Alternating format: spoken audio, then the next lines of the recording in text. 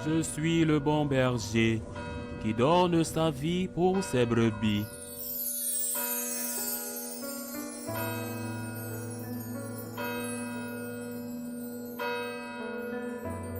En ce temps-là, des pharisiens s'approchèrent de Jésus pour le mettre à l'épreuve. Ils lui demandèrent, « Est-il permis à un homme de renvoyer sa femme pour n'importe quel motif ?» Il répondit, « N'avez-vous pas lu ceci? Dès le commencement, le Créateur les fit hommes et femmes, et dit, « À cause de cela, l'homme quittera son père et sa mère, il s'attachera à sa femme, et tous deux deviendront une seule chair. Ainsi, ils ne sont plus deux, mais une seule chair. Donc, ce que Dieu a uni, que l'homme ne le sépare pas. » Les pharisiens lui répliquent, « Pourquoi donc Moïse a-t-il prescrit la remise d'un acte de divorce avant la répudiation ?» Jésus leur répond, « C'est à raison de la dureté de votre cœur que Moïse vous a permis de renvoyer vos femmes. Mais au commencement, il n'en était pas ainsi. Or, je vous le dis, si quelqu'un renvoie sa femme, sauf en cas d'union illégitime, et qu'il en épouse une autre, il est adultère. » Ses disciples lui disent, « Si telle est la situation de l'homme par rapport à sa femme, mieux vaut ne pas se marier. » Il leur répondit, « Tous ne comprennent pas cette parole, mais seulement ceux à qui cela est donné. Il y a des gens qui ne se marient pas car de naissance, ils en sont incapables. Il y en a qui ne peuvent pas se marier car ils ont été mutilés par les hommes. Il y en a qui ont choisi de ne pas se marier à cause du royaume des cieux. Celui qui peut comprendre, qu'il comprenne. » Acclamons la parole de Dieu. L'Église célèbre aujourd'hui la mémoire liturgique de Saint Maximilien Kolbe. Le Père Kolbe, un franciscain polonais, qui menait une œuvre extraordinaire d'évangélisation. Un grand dévot de la Sainte Vierge, il avait fondé la citadelle de l'Immaculée, une revenu très diffusée, et avait accompli un immense travail apostolique au Japon. Mais il se trouvait en Pologne au moment de l'invasion nazie et communiste.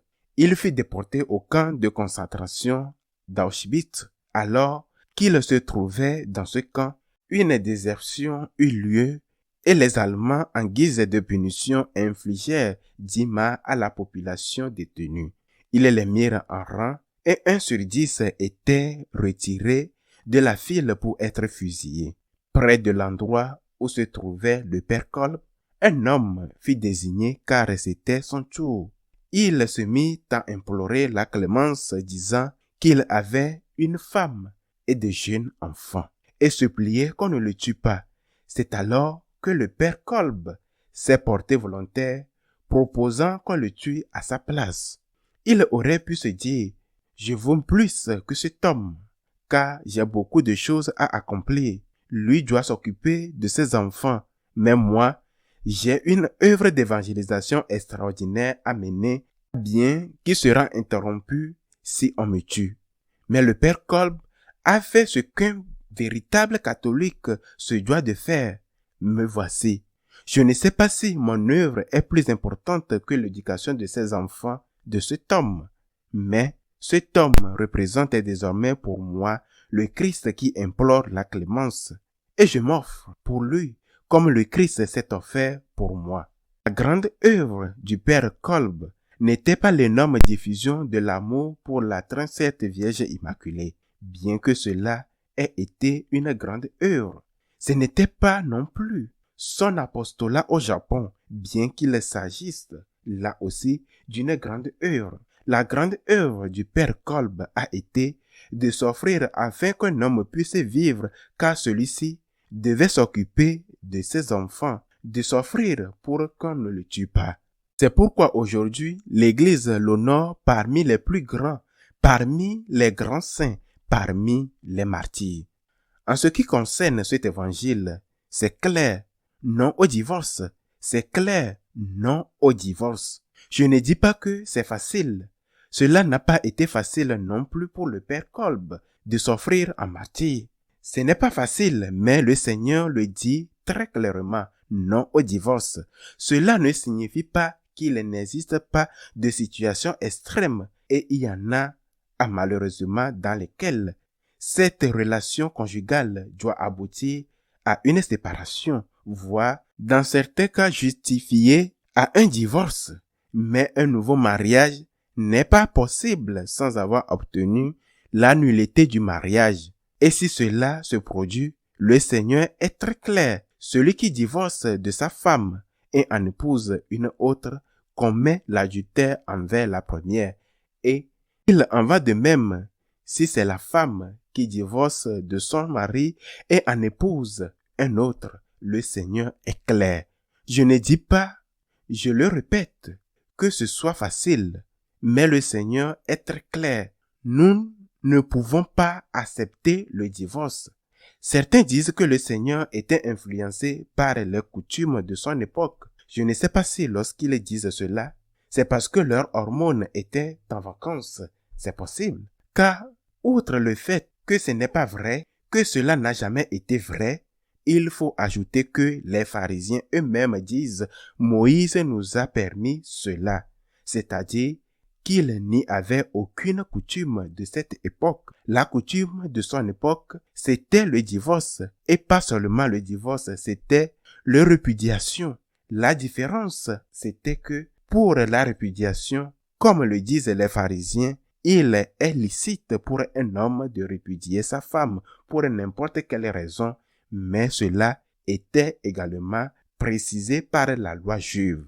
Si une femme brûlait son repas pendant qu'elle cuisinait parce qu'elle était distraite ou pour quelque raison que ce soit et que son mari rentrait et constatait que le repas n'était pas bon, qu'il était brûlé, cela constituait un motif légal de répudier sa femme.